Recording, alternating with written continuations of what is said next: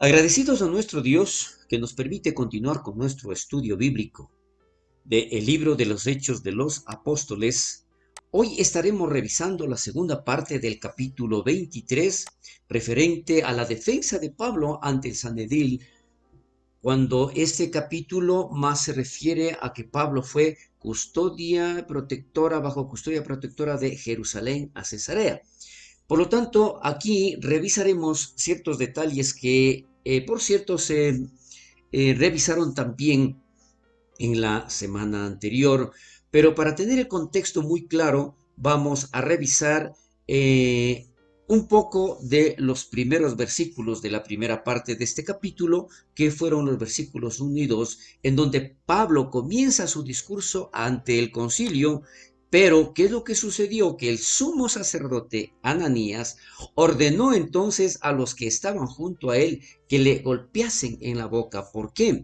Él mencionó algo, una frase que le molestó, una frase que no le agradó para nada al sumo sacerdote. Entonces, reacciona de esta manera. Entonces, la proclamación de Pablo de una buena conciencia ofendió al sumo sacerdote.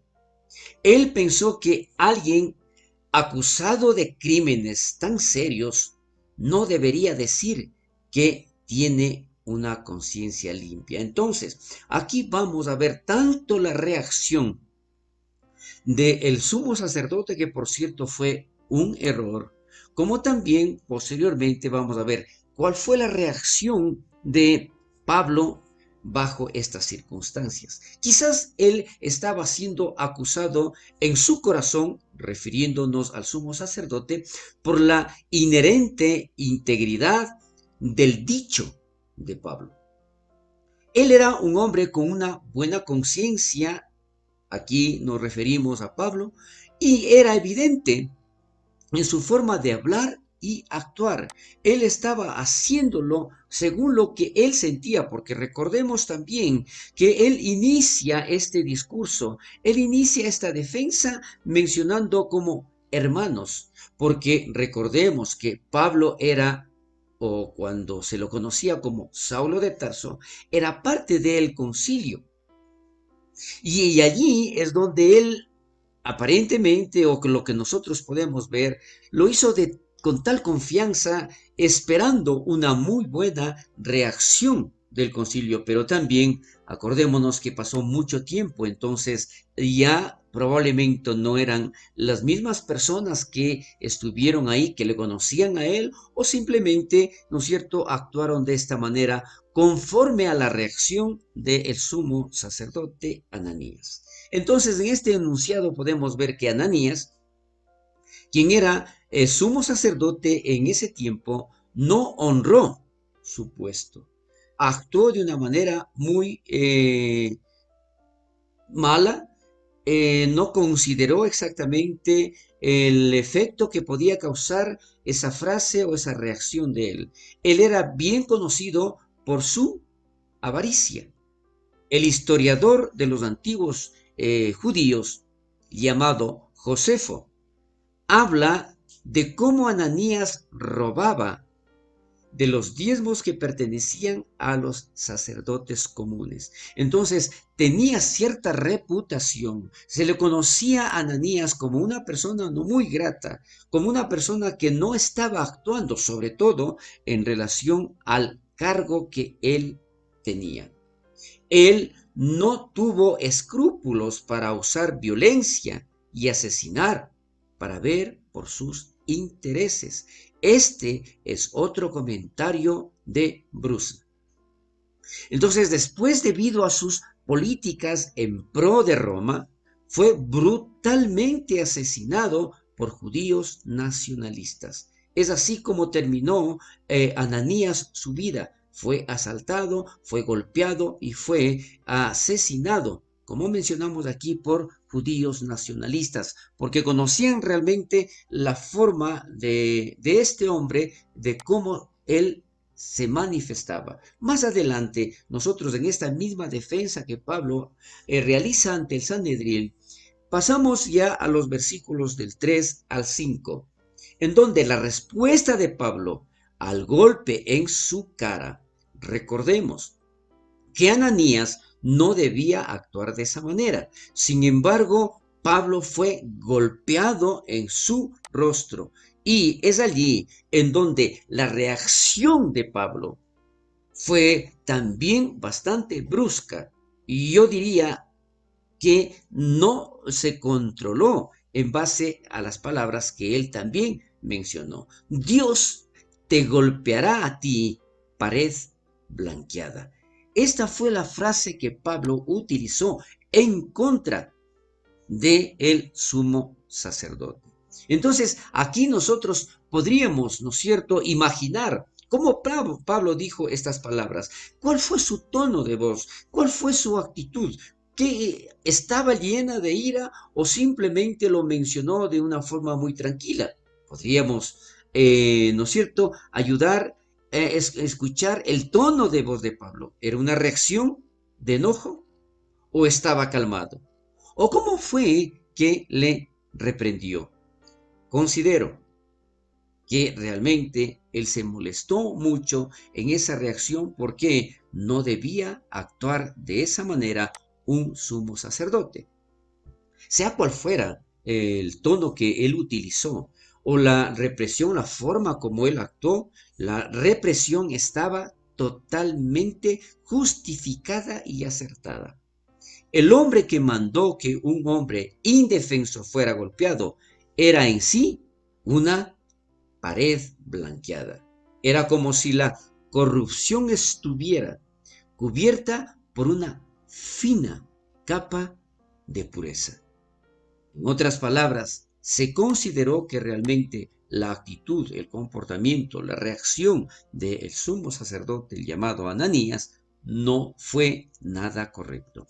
Entonces los que estaban presentes dijeron, reaccionando también o en defensa del sumo sacerdote, ¿al sumo sacerdote de Dios injurias? Esto también era algo que no se justificaba la reacción de Pablo. Entonces, ¿qué es lo que sucedió aquí? Y vamos a ver claramente. Y esto en base a lo que está escrito en la palabra de Dios. Pablo instantáneamente se dio cuenta de que había actuado mal en su reacción, porque no importa la manera en que lo dijo, estaba de acuerdo que era un error el maldecir a un príncipe de su pueblo, porque allá en el libro de Éxodo, capítulo 22, 28, declara exactamente que ellos no podían reaccionar contra un príncipe de Dios.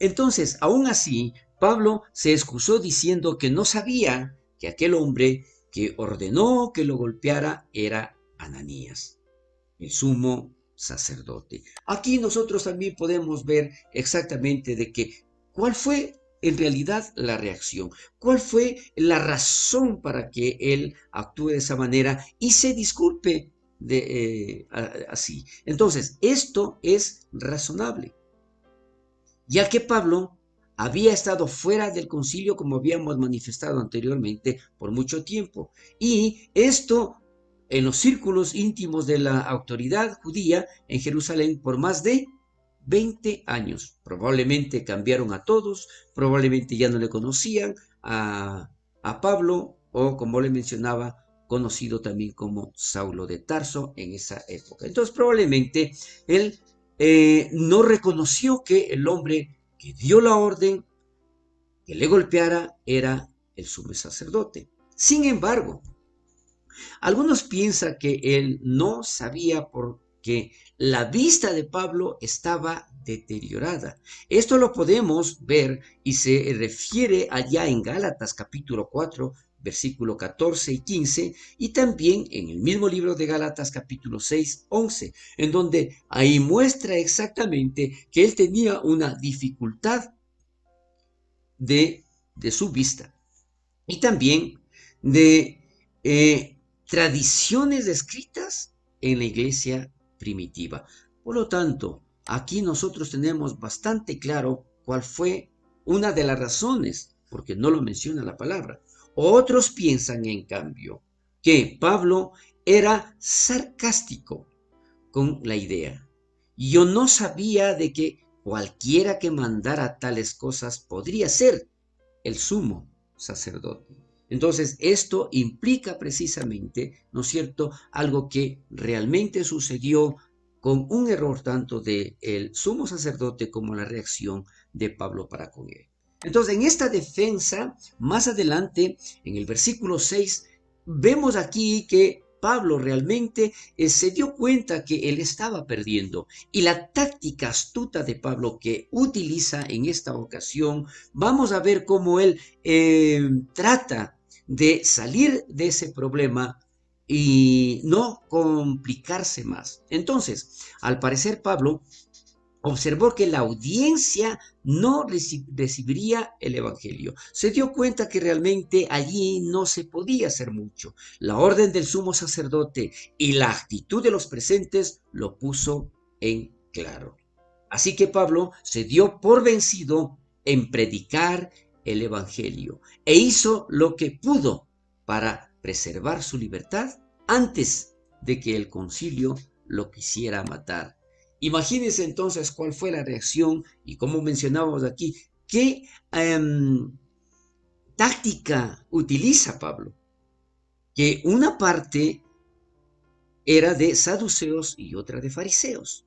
Recordemos, el concilio estaba conformado tanto por fariseos como por saduceos. Entonces la idea de Pablo era el dividir el Sanedrín en sus propias líneas de pensamiento entre sus partidos, tomando el bando de los fariseos, de lo que él conocía, a quienes realmente él sabía cuál era su pensamiento. Entonces los fariseos que simpatizará con él en lugar de tenerlos unidos contra él.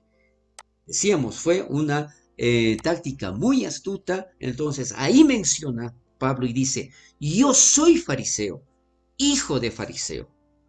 Esto precisamente nos confirma exactamente, ¿no es cierto?, de que en ese instante algo maravilloso podía pasar en favor de Pablo.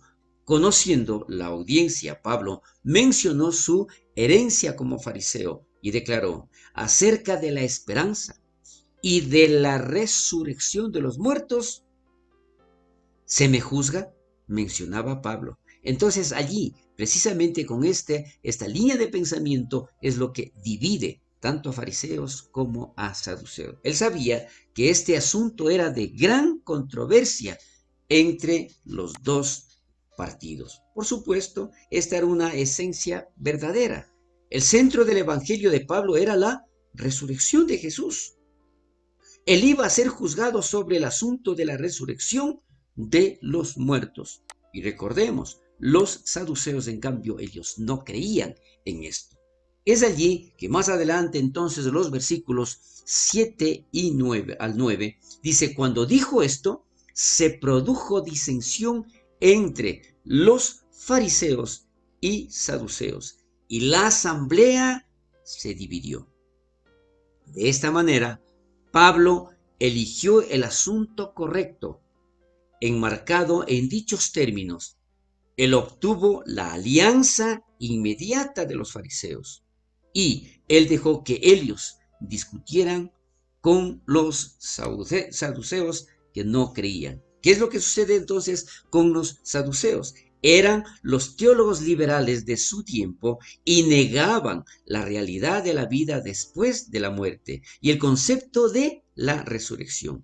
Lucas aquí en los libros de los Hechos correctamente escribió sobre ellos. Los saduceos dicen que no hay resurrección, ni ángel, ni espíritu. Por lo tanto, hasta aquí nosotros nos vamos a dar cuenta cómo se va desarrollando toda esta discusión, que lo único que pretendía Pablo era defender, y vista la reacción en especial del sumo sacerdote, él tuvo que aplicar esta táctica astuta para dividir a los dos grupos en su línea de pensamiento referente a la resurrección. Hasta aquí llegamos en este estudio bíblico.